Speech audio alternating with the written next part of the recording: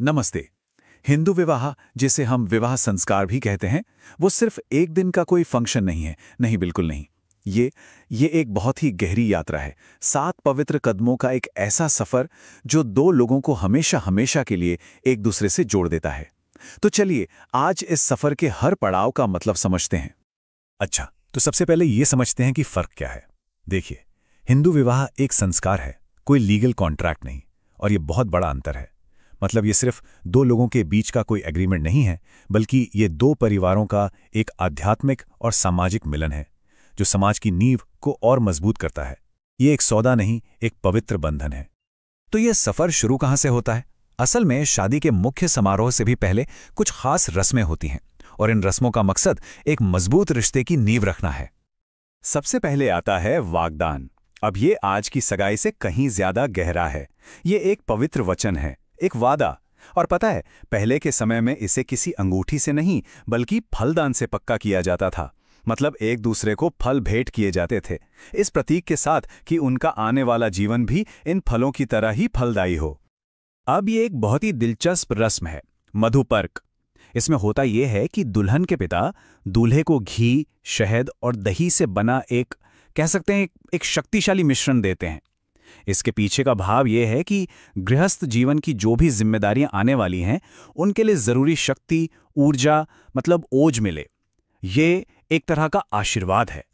इन शुरुआती रस्मों के बाद अब हम समारोह के उस पल पर आते हैं जो शायद सबसे ज्यादा प्रतीकात्मक है, पाणी ग्रहण, यानी कि हाथ थामने की रस्म। पर यह सिर्फ हाथ थामना नहीं है, ये एक बहुत गहरी प्रतिज्ञा है।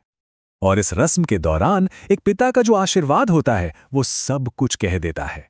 लक्ष्य सिर्फ साथ रहना नहीं है, बल्कि जीवन के 3 बड़े स्तंभों, धर्म, अर्थ और काम, इनमें एक संतुलन बनाना है। ये एक ऐसे जीवन की कामना है जहां कोई भी पहलू अधूरा न रह जाए, सब कुछ बैलेंस में हो। और अब हम पहुंचते हैं इस विवाह के दिल तक, क्योंकि देखिए, हिंदू विवाह तब तक पूरा और अटूट नहीं माना जाता जब तक कि वो जोड़ा पवित्र अग्नि के चारों ओर वो 7 कदम न चल लें, जिन्हें सप्तपदी कहते हैं। 7, सिर्फ 7 कदम, लेकिन जानते हैं, हर एक कदम एक वचन है, एक वादा। और ये कदम उत्तर दिशा की ओर मुंह करके उठाए जाते हैं, जो स्थिरता और ध्रुव तारे का प्रतीक है। और बस यही से उनका साझा सफर सही मायनों में शुरू होता है। तो यहां सबसे जरूरी बात यह समझने की है कि ये बस एक रस्म नहीं है, ये तो जानबूझकर कदम दर कदम अपने भविष्य को साथ मिलकर बनाने का एक काम है, जहां पहले दूल्हा कदम उठाता है और फिर दुल्हन उसका साथ देती है, उसका अनुसरण करती है। तो पहले 3 कदम जो हैं वो उनके साझा जीवन की नींव रखते हैं। पहला कदम है ऐश्वर्य के लिए, ताकि घर में कभी कोई कमी ना हो। दूसरा है ऊर्जा के लिए, ताकि दोनों एक स्वस्थ जीवन जिएं। और तीसरा कदम है धन के लिए, ताकि वो दोनों मिलकर आर्थिक रूप से भी प्रगति कर सकें। अगले 2 कदम घर के माहौल और भविष्य पर ध्यान देते हैं। चौथा कदम आपसी सुख के लिए है, एक ऐसा घर बनाने का वादा जहां शांति हो, कलह न हो। और 5वां कदम है परिवार की संपत्ति बढ़ाने के लिए, जो पहले के जमाने में पशुधन हुआ करता था और आज हर तरह की संपत्ति का प्रतीक है। और फिर 7वां कदम उठाने के साथ ही सब कुछ बदल जाता है।